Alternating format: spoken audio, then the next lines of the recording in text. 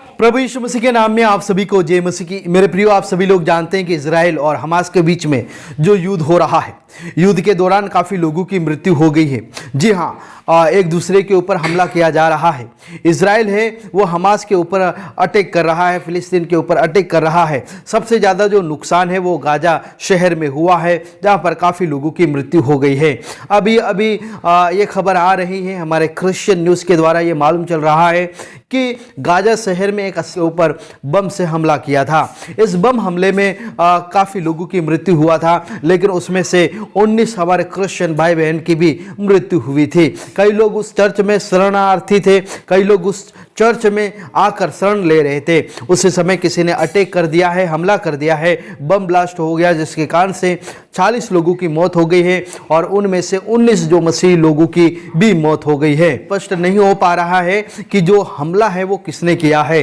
हो सकता है हमास आतंकवादियों ने ही उनके पर हमला किया हो और उसका जो आरोप है वो इजराइल के ऊपर लगा रहे हैं। इस प्रकार की जो घटना अभी गाजा और इजराइल के बीच में हो रही है, इजराइल की ओर से अभी तक कोई भी बयान नहीं आया है कि ये जो अटैक है वो इजराइल की ओर से किया गया है, लेकिन जो हमास है वो इजराइल के ऊपर आरोप लगा रहा है, क्योंकि जो हमास है वो आतंकवादी संगठन है और कहीं ना कहीं ये भी हम बोल सकते हैं कि वो भी इस अंजाम को कर सकता है, क्योंकि सबसे पहले हमास ने ही इजराइल के ऊपर हमला किया था। उसके बाद जगह जगह पर हमास के आतंकवादियों ने इजराइल में जाकर कई लोगों को बंधक बना लिया था, जिसमें से कई लोगों की मृत्यु भी हो गई, कई लोगों की हत्या भी ये लोगों ने कर दी थी। इसलिए जो हमास आतंकवादी संगठन है वो अपने आप को बचाने के लिए कुछ भी कर सकता है।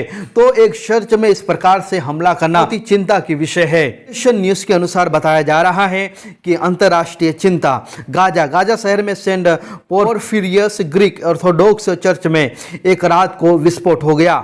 चर्च में असेंबली हॉल को नष्ट कर दिया, जिसके अंदर मौजूद दर्जनों लोग घायल हो गए हैं और कुछ लोग मारे भी गए हैं। युद्ध शुरू होने के बाद गाजा में कई क्रिश्चियन और अल्पसंख्यक कम से कम 500 लोग चर्च में शरण ले रहे थे। प्रारंभिक रिपोर्ट के अनुसार बताया जा रहा है कि विस्फोट ने 19 मसीही लोगों सहित 40 लोग मारे गए हैं। हमले की जिम्मेदारी किसी भी पक्ष ने नहीं ली है, लेकिन गाजा अधिकारियों का कहना है कि यह इजरायली हवाई हमला थे, जबकि इजराइल की ओर से अभी तक कोई भी रिपोर्ट, कोई भी बयान नहीं आया है। सेंट पोरफिरियस एक प्राचीन चर्च है। जो चर्च की स्थापना की गई थी वो 5वीं शताब्दी में की गई थी। बताया जा रहा है कि यह गाजा पट्टी में अभी भी खुले 3 चर्चों में सबसे बड़ा चर्च था। उन सभी चर्चों में ये एक सबसे सुरक्षित स्थान था। युद्ध के दौरान कई क्रिश्चियन मसीह लोग इस चर्च में शरण ले रहे थे और विश्वास किया जा रहा था कि यह एक अंतिम सुरक्षित स्थान है, लेकिन हमला हुआ, जिसके कारण से काफी नुकसान भी हुआ।